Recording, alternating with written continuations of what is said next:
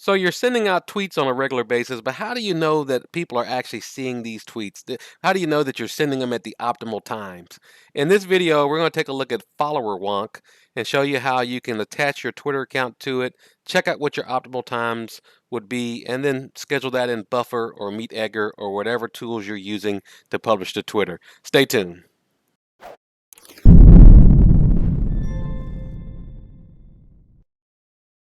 So in the past, I talked about that Buffer.com, a great scheduling tool for social media. They had this little tool called the Optimal Timing tool.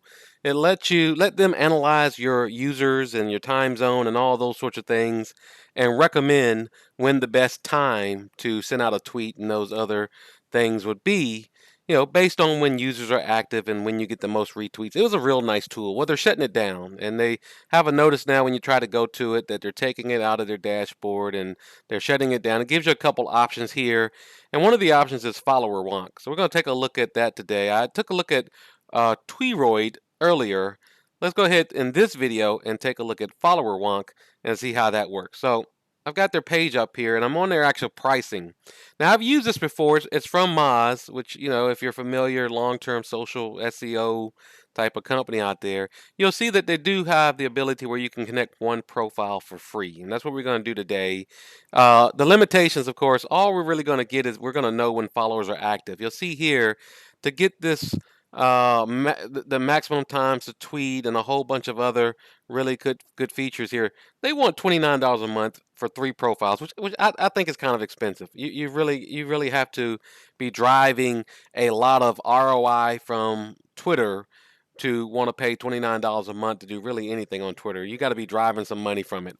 That's not what most small businesses are doing on Twitter. They just want to kind of make the best of it. So let's try this free account and see exactly what it will give us and if it can replace that Buffer Optimal tool there. So I'm going to go ahead and try their free one.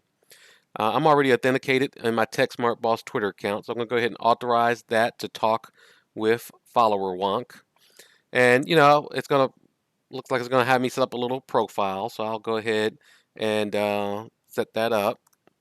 Let's put in an email address, and I'll put in a password. You'll see some optional things here. I can follow them. I'm not going to do that. I'm not going to do that, and I will agree to their terms. You do have to do that. So let's go ahead and create the account. Looks like I could do it later, but since this is free, and we might use it more than once, I'm going to go ahead and create this account. Now, what this should do is go out there and take a look at all of my history, already bringing it in there.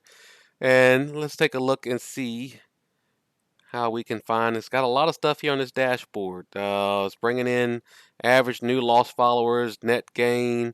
Looks like I'm doing pretty good on Twitter. I've gained 1,107 users over, I guess, the last 2 months, and that's all organic. I'm not doing anything necessarily for that. Now let's take a look. I'm going to assume we're going to click on this Analyze tab because I want them to do is analyze users they follow or analyze their followers. Let's analyze the followers for TechSmart Boss and say do it. I like that call to action. Do it. If you want a Star Trek theme, they should say make it go. Now I can already tell I didn't put the @ sign on that. So it didn't give me an error message. We'll see if it comes back. Maybe it assumes that it's going to be an @ sign for that.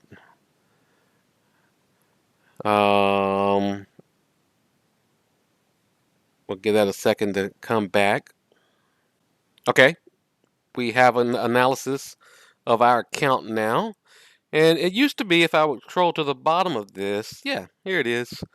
So this kind of shows me the most active hours for my followers. So if I want to kind of target them, I can pick the most time. Now this is a nice feature that used to be there. You'll see here, I can kind of put in how many times I want to tweet a day, and it will go out there and add that to Buffer. Let's see if that still works, because it's been a long time since I've used that. Now let's take a look at my Buffer, and you'll see I'm on my Twitter account here. I've got a schedule. I only tweet on through Buffer 2 times a day on Twitter.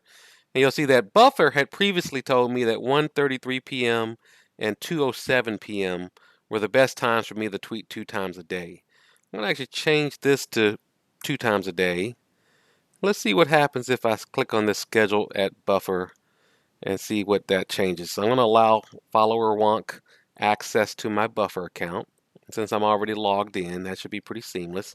Says success. Okay, it changed it. Look at that. It made it 12:56 and 12:12, which kind of matches up with when my users are active. So now if I come over here to Buffer, let's refresh, see if it actually took that change over here.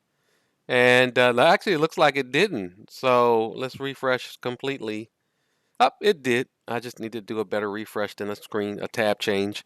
And you'll see now I've got 12:12 and 12:56. So, looks like it works and it's pretty easy. And this is using the free account. And while it's for one profile, we all know how to get around that by just creating other profiles. But lots of other cool things to test out in here.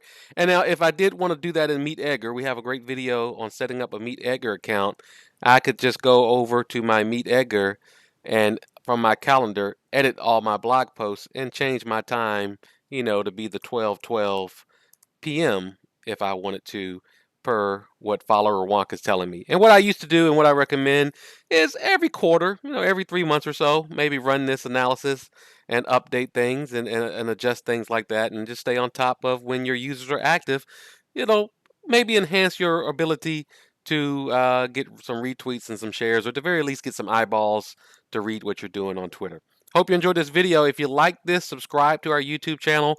Head out to techsmartboss.com and join our list there. Join our private Facebook group. Check us out on our other social media accounts. And definitely go out to soundcloud.com/techsmartboss and check out our podcast.